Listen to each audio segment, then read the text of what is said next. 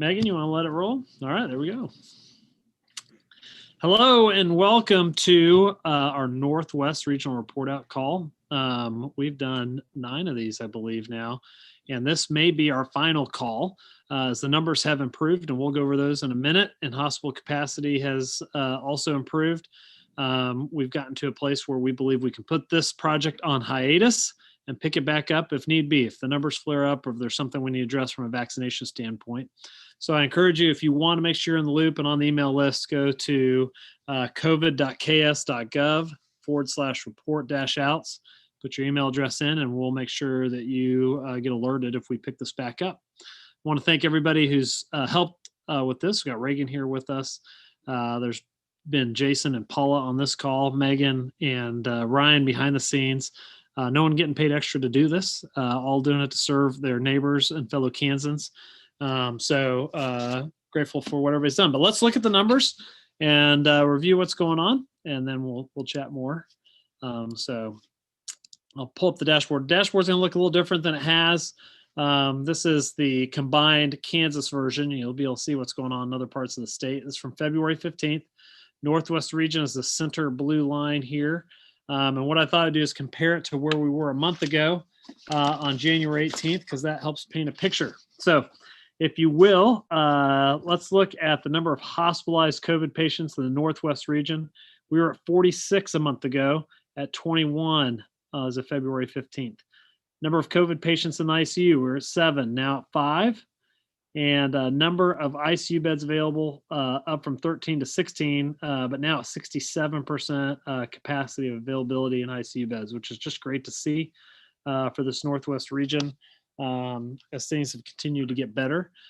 Coming to our chart here, Northwest region right here, you can see from these numbers in November, it's come down and now it's stayed down, which is great to see. This is the total number of cases. Another way to look at that is here on the KDHE site in the Northwest region, coming across here, this is the number of cases week over week. And so you can see coming into January, we've gone down number of new cases. And this is just a certain kind of test, but it also paints that picture. I also like looking at the positivity rate. What they say is if you can have the percent positivity rate and the case rate down, that's a good sign. If one or the other is up, something is amiss. And so again, the Northwest region, you can see we had this spike. We were more than 15% of the people testing were testing positive, and we were well over the 20s here in the worst of it. And then started to come back down. Yellow and then blue is where you want to be, but you can see even at the beginning of the month being 11.5% essentially, and coming down now to last week being at just over 6%. So that's really positive for the Northwest region as well. While I'm here, I'm going to look at the vaccine site. If you go to kansasvaccine.gov and click on data, the dashboard comes up, and we were 6.5% last time we talked. Now over 10% of Kansans have been vaccinated. We know this data lags on here. We're still having data reporting issues in the state, but we know at least 10% of the population has been vaccinated. At least 100,000 people have received both doses of the vaccine. But again, a great place to go just for data. If you want to see who's getting the vaccine by age and gender, how much is going out per day and how much per county is going out as far as the vaccine goes. Just a great resource. Also highlight the Find My Vaccine tab up here, and you can come, and this page and this tool is getting better every week too, where you can look and dial in to your area of the state up here and see who is getting vaccine, when they got it, and how to contact them. If you want to just pick in one of the dots here, in Waukene, and the Trego County Health Department received first dose vaccines this week, and how to get a hold of them or to see what's going on. Another great tool from the state, so we're grateful for that. And now I know Jason from Ellis County was trying to get on, but hasn't been able to join us yet, but I'll pass it over to Reagan, who's been a regular with us. I'm very grateful to give us an update from the hospital side of things. Reagan? Absolutely. So I apologize. I muted myself there. Reagan Cusmanio, Director of Governmental Affairs for the University of Kansas Health System, which includes Hayes Med out in Ellis County.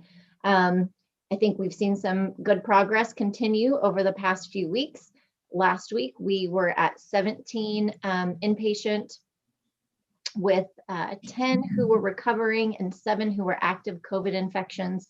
Right now, this week, we are at 15 with 7 active and 8 that are recovering. I'm sure last week, many of you saw that there was a report of the UK variant being in the Hayes community. There was a big push last week for getting KDHE put their mobile hotspot unit out at the university for testing. And I believe they had a couple of hundred people come through. You didn't need any kind of notice from your doctor or anything like that. You could just go through and get tested. So that has been kind of an active situation that they have been monitoring over the last few weeks. But we have still continued to kind of see numbers stay pretty level. So I'm hoping that that's a good sign that they were able to catch that early and kind of contain that within the community, keep everybody educated and aware so that they could have a little bit more control over it than maybe we would have in the beginning.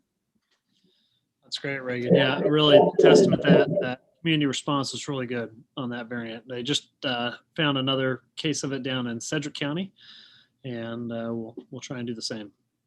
Believed that that'd be the dominant variant probably by the end of March because it is more contagious, but so we're trying to be really responsive whenever we are able to spot it in the state. So thank you, Reagan. I saw Jason Kennedy was able to hop on. He is in the middle of another project, so grateful that you could break away. Jason, if you're able to, can you give us any update from the health department side of things and what you're seeing? Sure. Yeah, Jason Kennedy, Ellis County Health Services. So, what we've seen is limitations in vaccination. We've seen confusion with vaccination plans, especially with the CDC now rolling out the new pharmacy partnership that just threw another layer of confusion for people. Obviously vaccines are the big hot topic, and there's not enough of them, and there's too many people to get vaccinated. So what we're working on here in Ellis County and what we've been doing for the last month is a large vaccination clinic that we're able to run 150, 200 people an hour through if we have the necessary vaccines. However, enter the pharmacy partnership, and our allocation was reduced for this week. We were 300, 400, then 500. Then this week we went from 500 back to 400. So obviously that's disappointing that the vaccines that we're not getting as much as what we need, but we get them out the door within 24 hours of whatever we have. So other than that, cases are better. We saw a slight uptick here in the last couple of weeks. Saw a few more cases, but we're still averaging 5 to 7 cases a day, which has been about the norm since really the 23rd of November.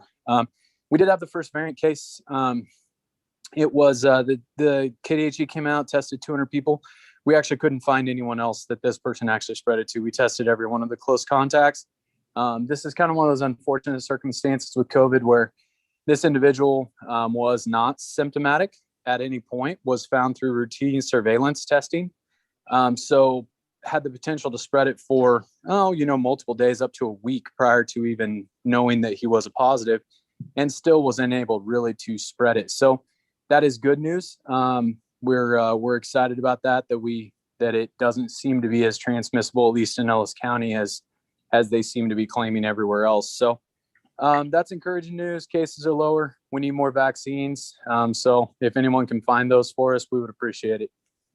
Thanks, Jason. Appreciate you joining us. And thanks for being a regular on here too. I know, really busy with everything you guys have had to do in the different stages of the pandemic. So very grateful. Dr.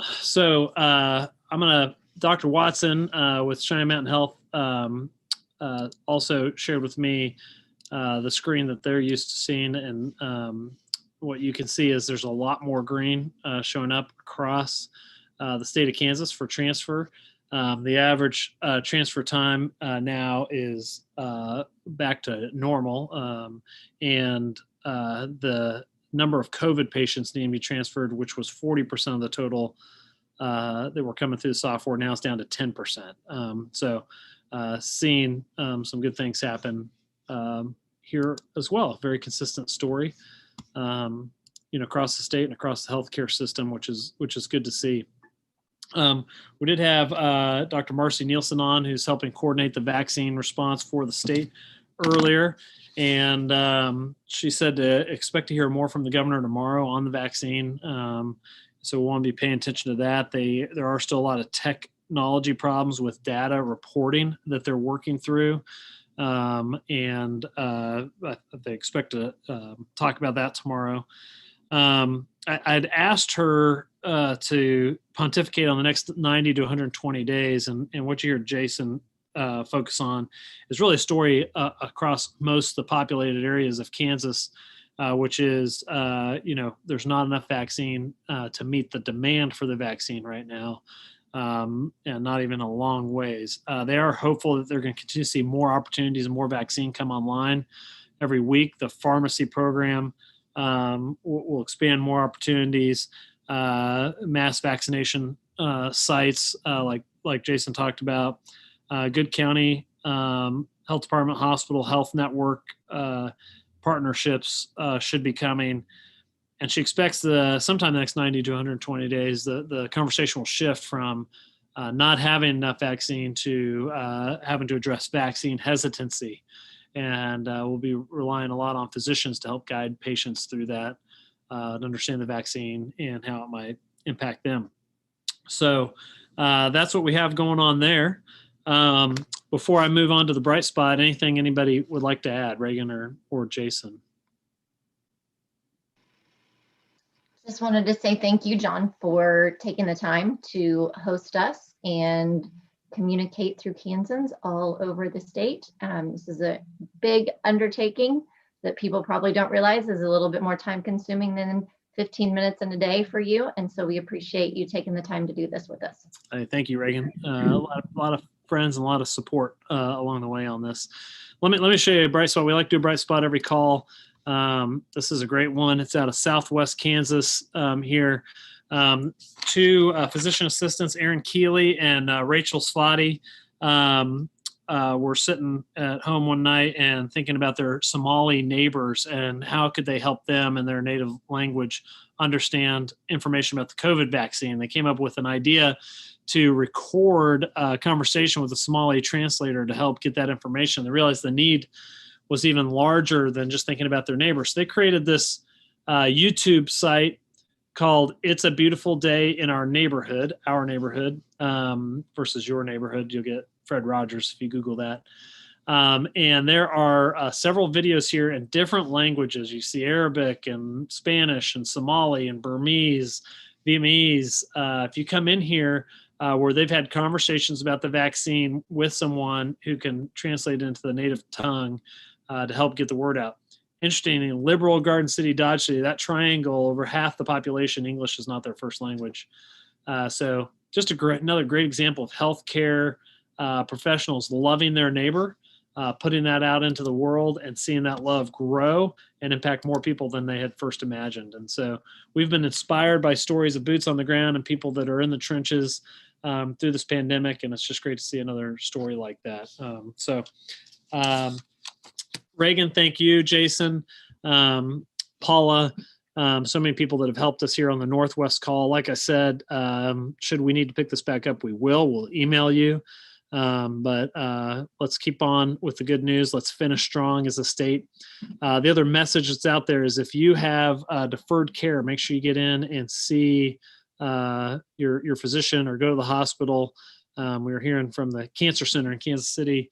They're seeing less cancer patients significantly than they would have a year ago pre-pandemic. And that's not because cancer's gone away. It's time as capacities open back up, get in, get seen, get back into your rhythms to take care of yourself. So everybody, thank you very much for your support, for tuning in, for serving Kansas the way you have. And until next time, hope you hang in there and